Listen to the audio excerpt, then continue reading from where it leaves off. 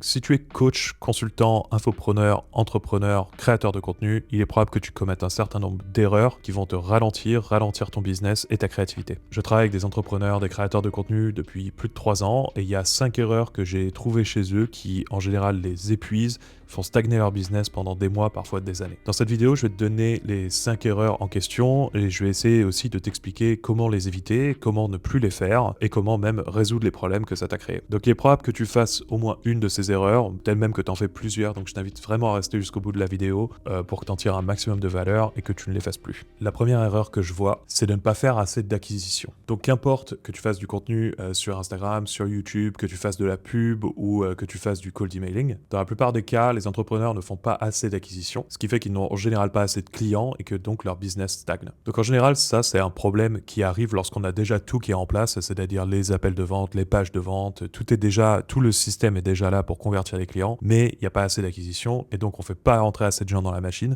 ce qui fait que ça ne convertit pas assez et donc que le business ne grossit plus. Et en général, c'est quand on arrive à cette stagnation qu'il va y avoir une volonté de diversifier son acquisition. Donc si les entrepreneurs font déjà du contenu sur YouTube, ils vont commencer à se poser la question de faire du contenu sur Instagram par exemple. Ou alors s'ils font déjà du YouTube, Instagram, TikTok, ils vont se dire ok bon bah il me reste qu'à faire de la pub. Instinctivement, c'est des solutions qui ont l'air d'être de bonnes idées, mais c'est des stratégies en fait qui sont très risquées. Le risque, il vient du fait que si tu crées aujourd'hui des vidéos sur YouTube et que tu veux te mettre à faire du Instagram, eh ben c'est tout un set de compétences qui est très différent. Ou alors si aujourd'hui tu crées essentiellement du contenu et que tu veux te mettre à faire de la pub, eh ben maîtriser le fait de faire de la publicité, c'est très compliqué, c'est très complexe et ça prend beaucoup de temps. Donc en quelque sorte, c'est un peu comme repartir de zéro. Et en plus de ça, on va rajouter le fait que, par exemple, une offre qui se vend très très bien en organique, ça peut être aussi une offre qui ne se vend pas en publicité et vice versa. Donc il y a un double risque. Le premier étant celui des compétences où eh ben, c'est un tout nouveau set de compétences à acquérir pour devoir être bon. Et le deuxième, c'est que une offre qui fonctionne via un canal d'acquisition, c'est pas forcément une offre qui fonctionne sur un autre canal. Et donc une bien meilleure stratégie pour éviter de tomber dans cette erreur, c'est de continuer ce que tu fais déjà, mais d'en faire beaucoup plus. Donc typiquement, si tu fais de l'acquisition client via YouTube, au lieu de publier une vidéo par semaine, tu peux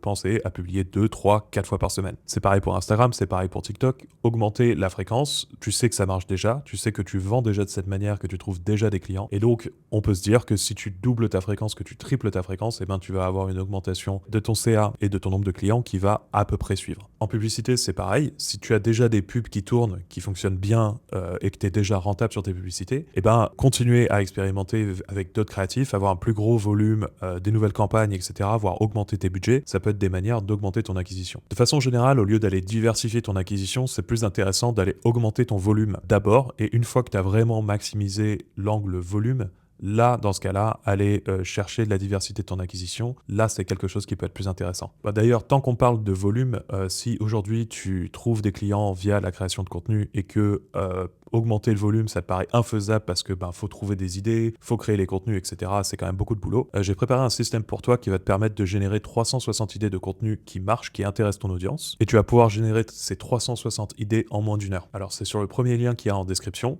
C'est complètement gratuit. Tu me donnes ton email et je t'envoie ça par mail. Et si tu le fais là, juste après avoir regardé cette vidéo, dans 1 heure, tu vas avoir 360 idées de contenu, c'est-à-dire un contenu par jour pendant 1 an, et tu auras mis tout ça en place dans 1 heure. Premier lien en description, c'est gratuit. La deuxième erreur que je vois beaucoup d'entrepreneurs faire, c'est le fait de mal identifier les goulots d'étranglement. Alors les goulots d'étranglement, c'est les points de friction, d'accumulation de travail, d'accumulation de délai et de temps dans ton business qui ralentissent l'ensemble. Je vais te donner quelques exemples pour que tu comprennes bien ce que ça veut dire. Admettons que tu sois un restaurant et tu es complet 100% du temps, c'est-à-dire tous les matins, tous les midis et tous les soirs, tu es complet 100%, 100% de tes tables sont occupées. Si tu es dans ce cas-là, et que tu veux faire plus d'argent, eh ben, tu as un goulot d'étranglement, qui est le fait que tu peux pas recevoir plus de monde. Et donc, si tu veux régler ce problème de goulot d'étranglement pour faire plus d'argent, tu as 2 options, soit augmenter tes prix, soit rajouter des tables pour pouvoir les remplir et augmenter ton chiffre d'affaires. Un autre exemple, c'est si tu es coach par exemple et que tu ne peux pas prendre davantage d'appels de vente parce que ton calendrier est déjà littéralement plein, c'est-à-dire tu passes 40 heures toutes les semaines à prendre des appels de vente, et bien l'action qu'il faut que tu mettes en place pour régler ce goulot d'étranglement, c'est évidemment pas d'aller créer du contenu pour attirer plus de clients parce que tu peux déjà pas en prendre plus. L'idée là, c'est qu'il va falloir que tu te libères du temps, donc soit en diminuant la durée de tes appels, soit en recrutant des closers, des commerciaux, etc.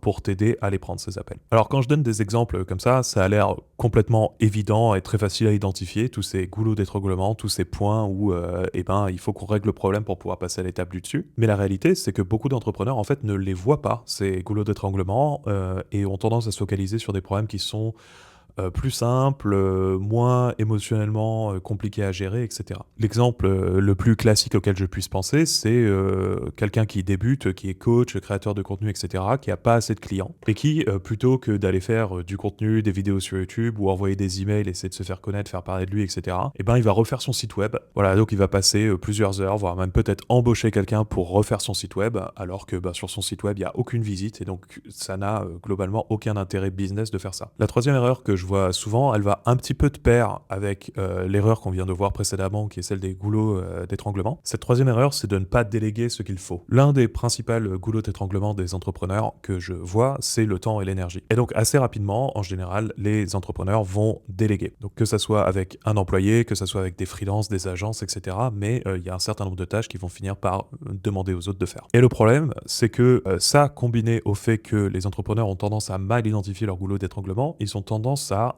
embaucher les mauvaises personnes. Donc je reprends mon exemple du coach précédent qui n'a pas de clients.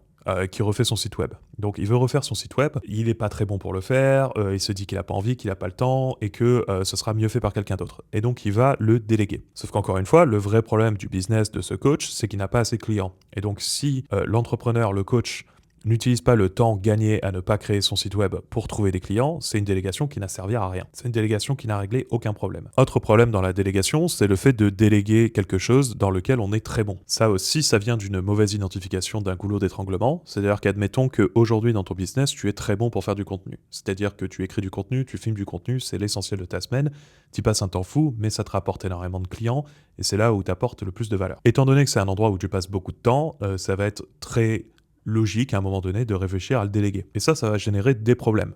Les problèmes, c'est que, premièrement, ça va être très difficile de trouver quelqu'un qui est aussi bon que toi, parce que c'est quelque chose dans lequel tu es excellent. Le deuxième problème, c'est que tu perds ton avantage compétitif, parce que si tu es très bon pour faire de la création de contenu, tu es meilleur que les autres, et là, tu vas devenir dans la moyenne, voire moins bon. Et le troisième problème, c'est que, du coup, en déléguant ça, tu vas te libérer du temps que tu vas utiliser à faire des choses où tu n'es pas nécessairement excellent, où tu n'es pas nécessairement dans ta zone de génie. Donc oui, tu gagnes du temps, mais c'est du temps qui va pas forcément être parfaitement utilisé. Alors, si tu es créateur de contenu, ça veut pas dire ne délègue pas la création de vidéos. Ça veut dire qu'il y a certaines choses que tu peux tenter de déléguer, des choses qui ont le moins de valeur.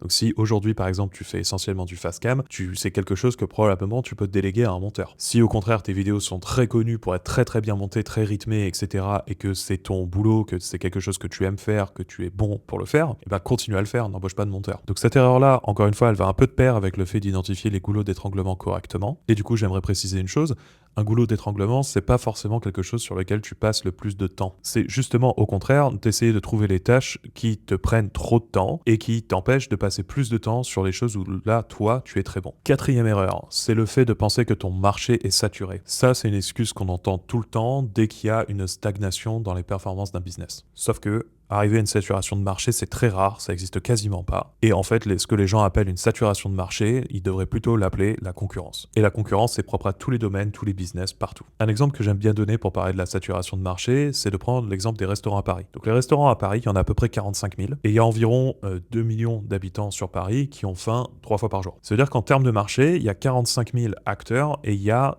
6 millions de potentiels repas à servir tous les jours. J'ai fait le calcul, ça représente à peu près 120 clients potentiels tous les jours par restaurant à Paris. Bon alors, évidemment, tout le monde ne mange pas 3 fois par jour au restaurant, tout le monde ne mange pas au restaurant tous les jours, évidemment. Mais n'empêche que y a un marché qui est là. Il y a 2 millions de personnes qui ont faim tous les jours et qui doivent prendre des actions pour régler ce problème. Donc on peut pas vraiment parler de saturation de marché, le marché est là.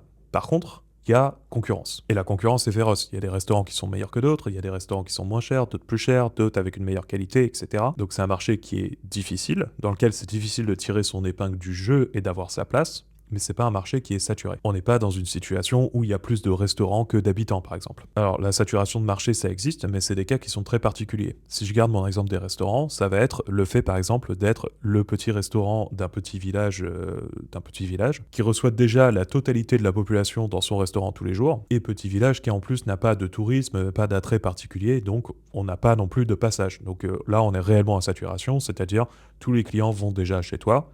Des clients, tu peux pas en avoir plus parce qu'il y en a pas. Donc là, oui, t'es capé, il y a une saturation. Alors, une bonne façon que j'ai trouvé pour voir si t'es vraiment dans un marché qui est à saturation ou non, c'est de poser la question de tes concurrents. Est-ce que dans ton marché aujourd'hui, tu as des concurrents? Et est-ce que ces concurrents font plus d'argent que toi? Est-ce qu'il y en a qui font plus d'argent que toi? Si ta réponse c'est oui et que tu arrives même à citer plusieurs concurrents, alors tu es dans un marché qui est concurrentiel, t'es pas dans un marché qui est saturé. Alors plutôt que de se dire que ton business stagne parce qu'il y a saturation de marché, t'es déjà arrivé au bout, etc., il faut plutôt se poser la question de comment ça se fait que tu aies des concurrents qui gagnent plus d'argent que toi, comment est-ce que tu vas faire pour te différencier et comment tu vas faire pour récupérer des parts de marché. Enfin, cinquième et dernier problème, c'est le fait de ne pas réussir à discerner ce que tu vas donner en gratuit et ce que tu vas donner en payant. Donc ça, c'est peut-être plus proche comme problème aux créateurs de contenu, aux infopreneurs, mais je pense que ça peut s'appliquer à un sens plus général à beaucoup plus de gens. Donc le problème, c'est de savoir, voilà, quand tu crées du contenu, quand tu donnes de la valeur gratuitement à tes prospects, à tes clients, c'est difficile de savoir où mettre le curseur, donc quoi donner gratuitement et quoi facturer. Parce qu'évidemment, tu veux pas tout donner gratuitement, parce que sinon tu n'as plus rien à vendre, et si tu n'en donnes pas assez, ou que d'autres donnent plus que toi, et ben ça va être très difficile pour toi d'attirer des clients, et donc tu vas avoir du mal à vendre ensuite ce que tu as à vendre. Alors là, il y a plusieurs façons de procéder. La première, c'est de donner gratuitement le diagnostic. C'est donc le fait de montrer à nos prospects qu'ils ont un problème et de leur vendre ensuite la solution à ce problème-là. Typiquement, c'est un petit peu ce que je suis en train de faire avec cette vidéo. La deuxième chose qu'on peut faire, c'est de régler gratuitement un problème qu'a notre prospect, tout en sachant pertinemment que la résolution de ce problème va engendrer d'autres problèmes. Donc par exemple, c'est ce que j'ai fait plus tôt en parlant de mon système de génération d'idées. Encore une fois, premier en description. Avoir des idées de contenu, c'est super, mais il reste encore à les tourner, il faut ensuite les poster, il faut les optimiser, il faut ensuite avoir tout un système de vente par derrière, il faut créer des produits, il faut que les produits fonctionnent. Enfin bref, quand on fait de la création de contenu, il y a tout un univers qui se déclenche après avoir réussi à générer des idées. Concrètement, il ne suffit pas d'avoir des idées pour avoir un business, il y a beaucoup plus de choses à mettre en place. Et donc en réglant gratuitement le problème des idées, il y a encore beaucoup de choses qu'on peut vendre par derrière. La troisième façon dont on peut procéder pour faire du gratuit et du payant, c'est de donner la solution complète gratuitement et de vendre son implémentation. Donc ça marche très bien pour les choses qui sont un peu plus complexes. Tu peux faire par exemple un tutoriel complet sur YouTube gratuitement qui montre le truc pas à pas sur comment régler le problème, etc. Un prospect peut voir ça, voir que tu maîtrises ton sujet, tu sais ce que tu racontes, etc. Mais trouver la résolution très complexe et finir par juste se dire bon, ok, il a l'air de savoir ce qu'il fait, je vais l'embaucher lui plutôt que de le faire moi. Alors évidemment, c'est ce qui paraît le plus risqué parce qu'on va avoir tendance à donner toute son expertise gratuitement, mais c'est aussi très fort parce que ça va nous montrer énormément de maîtrise, énormément d'expertise, et on a aussi l'avantage de probablement en dire beaucoup plus et en donner beaucoup plus gratuitement que ses concurrents, qui vont avoir tendance à être un peu sur la retenue pour pas tout dévoiler. Donc c'est quelque chose qui marche bien sur les skills assez complexes ou les choses où il y a un peu de complexité, parce que évidemment, si c'est quelque chose de très simple, on va pas réussir à ensuite vendre l'implémentation du service parce que quelqu'un peut la mettre en place en 2 minutes. Donc il n'y a pas vraiment de système parfait ou de réponse toute faite, il faut vraiment comprendre ton marché, ce qu'il est prêt à faire et ce qu'il est prêt à payer. Il y a aussi le rapport à la concurrence, c'est-à-dire que si toi tu donnes beaucoup moins gratuitement que tous tes concurrents, et ben c'est probablement tes concurrents qui vont réussir à attirer le plus de clients. Et donc il faut réussir à en donner autant voire plus pour faire une différence et pour toi attirer tes propres clients. Donc je donne un exemple, je suis pas allé vérifier si c'était le cas ou pas, mais si tu es consultant en publicité Facebook par exemple Meta, et que tu as des concurrents qui ont dévoilé intégralement gratuitement sur YouTube comment monter une campagne de A à Z, tout compris vidéo de 2 ou 3 heures, ça va être très compliqué pour toi de vendre par exemple une formation sur le sujet qui dit la même chose. Par contre, tu peux faire le même genre de vidéo, montrer pas à pas comment toi tu fais, expliquer ta méthode, etc., donner ton expertise. Ça peut plaire à un certain nombre de gens qui vont trouver que tu as l'air de maîtriser parfaitement ton sujet et qui vont vouloir t'embaucher pour mettre ça en place chez eux. Ou alors tu peux vendre carrément de l'accompagnement, c'est-à-dire des gens qui montent déjà des campagnes et toi être payé pour avoir le regard d'expert et leur dire quoi faire, quoi changer, etc. Voilà, on arrive au bout de la vidéo. C'était les 5 erreurs que j'ai le plus vues chez les entrepreneurs avec lesquels j'ai travaillé sur les 3 dernières années. Bien sûr, il y en a plein d'autres. Il y a plein d'autres difficultés que les entrepreneurs, les créateurs de contenu ont. Si tu en as et que j'en ai pas parlé, tu peux laisser un commentaire. Ça me donnera peut-être une idée pour une prochaine vidéo. Encore une fois, si tu crées du contenu aujourd'hui pour attirer des clients et que tu as besoin d'idées, j'ai mon système premier en description. Dans moins d'1 heure, tu en as 360. Et moi, je te dis à la prochaine.